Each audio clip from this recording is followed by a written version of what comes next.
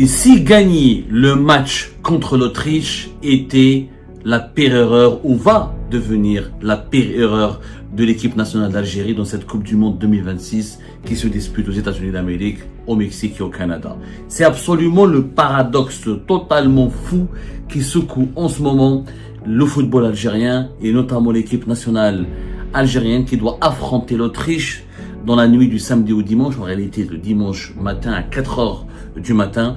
Tout le monde veut la victoire, mais le tableau de la FIFA est tombé. Il cache un piège monumental et redoutable pour l'équipe nationale d'Algérie, car si les hommes de Vladimir Petkovic et les coéquipiers de Mahrez gagnent contre l'Autriche, ils se qualifient directement, ce qui sera une deuxième performance historique de l'Algérie qui sort de la phase de poule pour intégrer la phase des éliminatoires après les huitièmes de finale que nous avons atteints en 2014 lors de la Coupe du Monde du Brésil.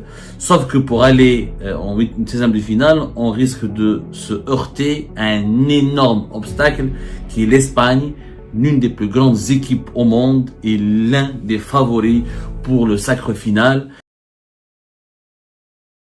Que nous allons sortir dans cette émission toutes les calculatrices et nous allons vous expliquer pourquoi énormément de fans, de supporters, d'analystes, de commentateurs ou de spécialistes du football algérien souhaiteraient davantage un scénario de match nul entre l'Algérie et l'Autriche afin d'éviter l'Espagne en 16e de finale, qui pourrait permettre à l'Algérie d'hériter d'un adversaire plus abordable en 16e de finale et qui permettrait par la suite à l'Algérie d'avoir quelque chance de poursuivre ce parcours et le périple américain pour cette Coupe du Monde 2026, puisque si on affronte une équipe moins redoutable et moins forte que l'Espagne, on a plus de chances pour aller en huitième de finale, ce qui serait encore une fois une grande performance historique pour le football algérien. C'est un casse-tête, le match de ce 4h du matin. On va analyser ce casse-tête tout de suite et on va essayer de vous comprendre que peut-être les joueurs algériens devraient adopter une certaine stratégie. Comme par hasard, ça tombe sur l'Autriche, le pays qui est à l'origine d'une grande, flagrante et scandaleuse injustice en 1982, puisque c'est à cause de l'Autriche que l'Algérie avait été éliminée, la grande équipe d'Algérie avait été éliminée en 1982 contre l'Allemagne, lorsque les Autrichiens et les Allemands se sont entendus pour truquer le résultat du match, pour obtenir un match nul afin de garantir toutes les chances pour l'Allemagne et l'Autriche d'aller ensemble en huitième de finale, éliminant ainsi l'Algérie en dépit d'une grande et historique victoire de l'Algérie lors du premier match contre l'Allemagne de l'Ouest, la FA qui était l'une des plus grandes équipes de football au monde et qui avait atteint à l'époque, je crois en 1982, la finale qu'elle a perdue face à l'Italie. Donc c'est quand même historique, c'est que l'Algérie va retrouver l'Autriche, cette Autriche machiavélique qui a comploté contre l'Algérie en 1982 et on risque de devoir ménager l'Autriche à 4h du matin pour pouvoir 4h du matin horaire algérien, enfin horaire algérien c'est quoi, c'est 3h du matin, 4h du matin c'est horaire européen, horaire français. On devra peut-être être forcé à prendre des pincettes et accepter, à boucher le nez, à accepter de ménager l'Autriche pour ne pas affronter l'Espagne. La Coupe du Monde devient un véritable casse-tête pour les supporters algériens et des explications s'imposent. Alors, qu'est-ce qui s'est passé et qu'est-ce qui se passe pour le moment? Pour le moment, il faut comprendre qu'il y a deux façons de se qualifier au prochain tour. Ou on termine deuxième de son groupe, ou on termine parmi les meilleurs troisièmes. Comme l'Algérie a déjà perdu de façon désastreuse contre l'Argentine 3-0 et que nous avons gagné qu'un seul match contre la modeste Jordanie, l'Autriche quand même elle a gagné, elle a plus de chances, il faut dire sur le papier, l'Autriche elle est plus solide que l'Algérie parce qu'elle a un meilleur goal average, c'est-à-dire qu'elle a gagné son premier match avec une meilleure différence de but avec l'Algérie, ils ont gagné 3-1 contre la Jordanie, plus en tout cas un meilleur score que l'Algérie, ils ont encaissé que 2 buts face à l'Argentine, alors que nous, notre équipe nationale, elle a encaissé 3 buts contre l'Argentine. Donc pour le moment, et l'Algérie, elle est virtuellement éliminée puisque les derniers matchs l'équipe d'Algérie va jouer la dernière journée de cette phase de poule. Notre groupe, c'est le dernier groupe qui va jouer ce soir. Il y a 2 groupes qui vont jouer aujourd'hui. Il y a le groupe du Portugal, de la Colombie et du Congo Kinshasa. Et le groupe de l'Algérie, de l'Autriche et de l'Argentine qui sera le dernier groupe. Pour le moment, les meilleurs troisièmes qui sont qualifiés, on en a 4 qui ont été officiellement, leur qualification a été actée par la FIFA, la Suède, l'Équateur, la Bosnie-Herzégovine et le Paraguay. Ils sont les 4 officiellement qualifiés. D'ailleurs, leur match a été programmé d'ores et déjà. On sait que le Paraguay va jouer l'Allemagne le lundi prochain à 22h30. La Suède va jouer la France le mardi prochain à 23h. Et on sait aussi que la Bosnie-Herzégovine va jouer les États-Unis le 2 juillet prochain à 2h du matin. Et on sait que c'est ça, et la Suède, on en a parlé. Le Paraguay, c'est bon. Les autres équipes qui sont qualifiées sont pratiquement tous finis deuxième, comme le Japon qui va jouer le Brésil, Maroc qui va jouer les Pays-Bas. On attend maintenant de compléter le reste du tableau en identifiant les meilleurs troisièmes. L'Algérie, sur le plan dans la catégorie des meilleurs troisièmes, elle a été écartée depuis les résultats d'hier. Le Sénégal qui a gagné avec 5 buts à 0, pratiquement avec 5 buts. Le Cap-Vert qui a fait une grande performance, il a fait un match nul, il est qualifié aussi, mais parmi les deuxièmes. Les autres équipes qui sont en position d'être qualifiées parmi les meilleurs troisièmes, vous avez le Sénégal, grâce à sa différence de but. L'Iran, qui a fait un match nul contre l'Égypte qui a été qualifiée. C'est une qualification historique de l'Égypte, directement en deuxième position en 16e de finale. La Croatie, qui est en position d'être qualifiée, parce qu'elle a réalisé même elle a perdu face aux Pays-Bas, mais quand même, elle a gagné au moins un match. La Corée du Sud, avec 3 points, elle est déjà en position d'être qualifiée parce qu'elle a une meilleure différence de but. Et l'Algérie, nous sommes au 9e rang.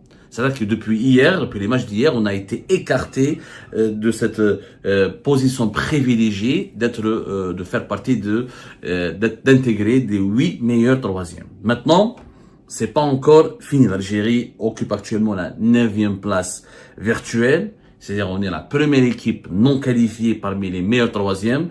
Sauf qu'on a joué que 2 matchs. Tout va se jouer lors de cette ultime journée du groupe G, le dernier groupe des équipes de la Coupe du Monde. Et nous allons jouer contre l'Autriche.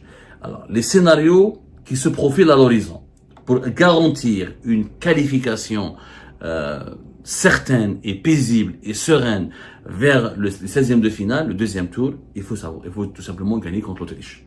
Une simple victoire, 1-0 contre l'Autriche, et on passe directement, on sera deuxième du groupe et on va seconder l'Argentine, on va accompagner l'Argentine qui elle connaît déjà son adversaire, elle va gagner elle va en tout cas affronter le Cap-Vert, le minuscule et la grande surprise de cette Coupe du Monde qui est le Cap-Vert. Si on fait un match nul face à l'Autriche, on est quasiment assuré d'être qualifié parmi les meilleurs troisièmes. Pourquoi ? Parce que on va terminer troisième dans notre groupe, on aura déjà 4 points. On a une différence de but qui est maintenue à -2. On a encaissé beaucoup de buts avec l'Argentine, sauf qu'avec 4 points au compteur, l'Algérie, elle est mathématiquement assurée d'intégrer le top 8 des meilleurs troisièmes. Pourquoi ? Parce qu'on va déjà dépasser le Sénégal. Le Sénégal a perdu 2 matchs. Nous, on n'aura perdu qu'un seul match. On va dépasser l'Iran et la Corée du Sud. L'Iran n'a que 3 points. 3 matchs nuls. La Corée du Sud qui a perdu déjà 2 matchs. Donc, on va dépasser pas mal d'équipes et on sera parmi les 8 meilleurs. Une défaite, c'est l'élimination cassée assurée. Sauf, on dit qu'il y aura un miracle mathématiquement. Si l'Algérie perd, elle va rester bloquée à 3 points avec une différence de but qui chutera à -3. Ça, si on perd 1-0, parce qu'il y a perdre et perdre. Il faut savoir qu'en Coupe du Monde, maintenant, les mathématiques jouent un rôle important. Tu perds 1-0, c'est une chose. Tu perds 3, 4 ou 5-0, c'est autre chose. Mais comme on est déjà éjecté du top 8 avant le coup d'envoi, donc nos chances d'être qualifiés à la suite d'une défaite face à l'Autriche seront réduites à néant, puisque il faudra des scénarios improbables et des lourdes défaites dans les groupes concurrents du groupe K et du groupe L. Dans le groupe dans d'autres groupes, il faudrait que les équipes qui concurrencent l'Algérie pour cette meilleure 3e place, il faudrait vraiment qu'ils perdent. Ils perdent avec des scores très lourds, notamment le groupe K et le groupe L. Le groupe K et le groupe L, on va vérifier tout cela ensemble. Le groupe L, c'est le groupe de l'Angleterre qui joue ce soir. Il faudrait que le Panama ou la Colombie ou le Congo perdent avec des scores très lourds. Ou le groupe L, c'est le groupe K, c'est le groupe du Portugal. Il faudra que le Portugal, le Ghana dans le groupe L, c'est le Ghana ou la Croatie, ou le groupe du Portugal, il faudra que la Colombie ou le Congo perdent avec des scores très lourds. Mais c'est vraiment improbable. Donc le meilleur scénario réellement, c'est un match nul, on gagne. Sauf que si on gagne contre l'Autriche, et ben voilà, le problème c'est qu'on va tomber sur l'Espagne. Ce n'est pas un problème en soi. Enfin, certains supporters, maintenant, c'est la logique de la survie dont j'ai parlé. Voilà regardez le manque d'ambition de beaucoup d'Algériens et d'Algériens. Vous allez voir que sur les réseaux sociaux, la majorité des amoureux du football, les grands fans de l'équipe nationale, parlent tous de cette probabilité du match Algérie-Espagne. Et comme face à l'Argentine, on a été traumatisé par le score et par la grande prestance de Messi, on a tous peur, pas tous, moi franchement j'ai pas peur. Beaucoup d'amoureux du football algérien, beaucoup de supporters algériens ont peur de ce match face à l'Espagne. Donc, bizarrement, alors qu'avant le début de la Coupe du Monde, beaucoup d'Algériens et d'Algériens appelaient à se réjouissaient de ce match contre l'Autriche. On peut pouvoir se venger, laver notre honneur qui a été souillé, enterrer cette humiliation de 1982, réparer cette injustice de 1982, infliger une correction historique à l'Autriche. Maintenant, non. Maintenant, il vaut mieux avoir un match nul. Pourquoi? Parce que justement, on a peur. Les Algériens et les Algériens maintenant, c'est ce que je vous disais, c'est l'état d'esprit de cette nouvelle. En 2014, on n'a pas eu peur d'affronter l'Allemagne.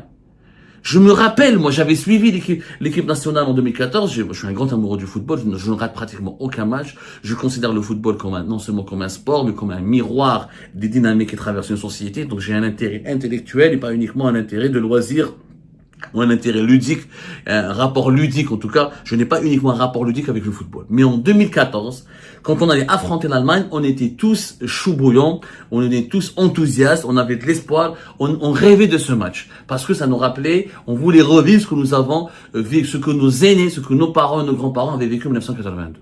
Mais c'était l'Algérie d'avant, l'Algérie de Bouteflika. Regardez l'état d'esprit comment il est différent. L'Algérie victorieuse, l'Algérie ambitieuse, l'Algérie libérée, l'Algérie sans complexe. On n'avait pas peur d'affronter l'Allemagne. Aujourd'hui, c'est une autre Algérie. C'est une Algérie de complexé, une Algérie pas beaucoup d'ambition. Il vaut mieux ne pas éviter l'Espagne. Pourquoi? Parce qu'effectivement, mathématiquement, il est vrai que si on évite l'Espagne, on risque d'hériter de notre équipe. Alors, les algorithmes de la FIFA, si on peut appeler ça, peuvent nous permettre d'affronter une équipe moins importante si on se qualifie, si on a un match nul. On pourrait rencontrer par exemple la Suisse, on pourrait tomber sur l'Angleterre. Bon, l'Angleterre, pour moi, il n'y a pas une grosse différence entre l'Angleterre et l'Espagne. L'Espagne championne d'Europe, l'Angleterre était finaliste juste que c'est elle qui a perdu face à l'Espagne. Donc l'Angleterre, c'est vraiment une grande équipe. Ou la Belgique. Il est vrai qu'entre la Suisse et la Belgique et l'Espagne, je dirais que jouer la Suisse et la Belgique, c'est plus abordable, c'est nettement plus à notre portée. Il est plus facile, peut-être il sera plus facile, en tout cas, d'essayer de gagner contre la Suisse et la Belgique. Et alors que la Suisse, ils ont fait un très bon match, hein, malgré leur match nul face au Qatar, mais ça reste une très belle équipe. Mais bon, c'est des équipes moins redoutables, moins puissantes, moins fortes que l'Espagne. C'est vrai. L'Angleterre, moi, je dirais pas vraiment que c'est un bon tirage au sort. Mais bon. Moi, ce que je dénonce, ce que je déplore, ce que je trouve décevant, c'est qu'aujourd'hui, on se retrouve dans une situation confrontée à un dilemme. Au lieu de jouer pour gagner et avoir une qualification prestigieuse et aller directement au prochain tour en se frottant immédiatement à l'un des plus grands favoris du tournoi, on est en train de faire des calculs pour sécuriser intelligemment le point nul et pour basculer dans une autre partie du tableau qui sera potentiellement plus clémente. Donc, c'est ça le dilemme auquel on est confronté aujourd'hui. Et ça, c'est le dilemme des faibles. C'est le dilemme des personnes qui manquent d'ambition et qui manquent de courage. Et ça, je trouve ça vraiment. En 2014, on n'avait pas cet état d'esprit. C'est pour ça que je vous disais que le football, cette Coupe du Monde, elle reflète la vérité sur l'Algérie. C'est une Algérie qui n'est pas ambitieuse, qui est timorée. J'affronte l'Espagne, c'est un honneur pour nous d'affronter l'Espagne. Moi, j'espère qu'on ira jouer contre l'Espagne et on doit tout donner contre l'Espagne. On a vu l'Espagne face à l'Uruguay et l'Uruguay, ils ont vraiment causé beaucoup de difficultés à l'Espagne. On a vu le Cap-Vert. Pourquoi le Cap-Vert n'a pas eu peur de l'Espagne? Le petit Cap-Vert, qui 600 000 habitants, dans le coach, dans l'entraîneur, il touche 15 000 $ par mois. Il est 10 fois moins payé que l'entraîneur de l'Algérie. Il n'a pas eu peur de l'Espagne. Et l'Algérie, elle a peur de l'Espagne. Moi, je trouve ça honteux. Ce raisonnement, c'est vraiment une honte de vouloir éviter d'avoir peur de l'Espagne, d'éviter l'Espagne. Nous sommes l'Algérie. On doit défendre les couleurs du pays. On doit se montrer ambitieux. On doit se montrer à la hauteur de notre histoire. C'est vrai qu'on n'a pas une grande histoire dans le football, mais on a quand même 2 titres africains. On a eu des participations. On a gagné contre l'Allemagne en 82. On a causé des difficultés à l'Allemagne qui était champion du monde en 2014. Peut-être qu'on a fait longtemps, peut-être que l'Espagne va gagner la Coupe du Monde cette année-là, mais au moins on pourrait se battre avec honneur, avec hardiesse, avec ardeur. On aura fait... Et on sortira la tête. Moi, je préfère perdre en 16e de finale et sortir la tête haute que de faire des calculs mesquins pour hériter d'une équipe moins forte en espérant aller au 8e de finale. D'ailleurs, on pourrait perdre face à la Suisse, comme on pourrait perdre face à la Belgique. Le football n'est pas une science exacte. Dans le football, c'est comme dans la vie, c'est comme dans l'entrepreneuriat, c'est comme dans la gouvernance d'un pays, c'est comme dans tout ce qui nécessite un effort physique et intellectuel, tout ce qui nécessite une innovation, une prise de risque. Rien n'est garanti à l'avance. Rien n'est garanti à l'avance. C'est pour ça que le football, c'est le sport roi, c'est le sport le plus populaire de la planète. Parce qu'il traduit exactement il dessine parfaitement sur un terrain les grandes passions de l'humanité. La compétition, la concurrence, le don de soi, l'engagement, la prise de risque, le volontariat, le volontarisme. C'est ça le football. Donc il faut pas faire des calculs mesquins. Et si on doit aller si on doit aller à la rencontre de l'Espagne, si on doit se frotter contre l'Espagne, il faut aller se frotter contre l'Espagne. Mais la victoire, elle est importante. Jouer pour le match nul serait une honte. Surtout contre l'Autriche, la nation et le pays qui nous a humiliés et qui nous a poignardés dans le dos en 1982. Moi, je dirais qu'il n'y a pas d'autre choix que de gagner. Pour l'honneur, pour le prestige, pour le mental et pour les belles couleurs de notre drapeau qui doit flotter qui doit flotter à côté du drapeau espagnol, pourquoi pas en 16e de finale. Allez les Verts, soyons ambitieux, s'il vous plaît, retrouvons cet état d'esprit de 2014, oublions l'Algérie de Tebboune, l'Algérie du manque, l'Algérie de la faiblesse, l'Algérie une Algérie timorée, une Algérie hésitante, une Algérie indécise, et retrouvons cette Algérie ambitieuse, cette Algérie qui va de l'avant, cette Algérie qui veut croquer la vie à plein temps.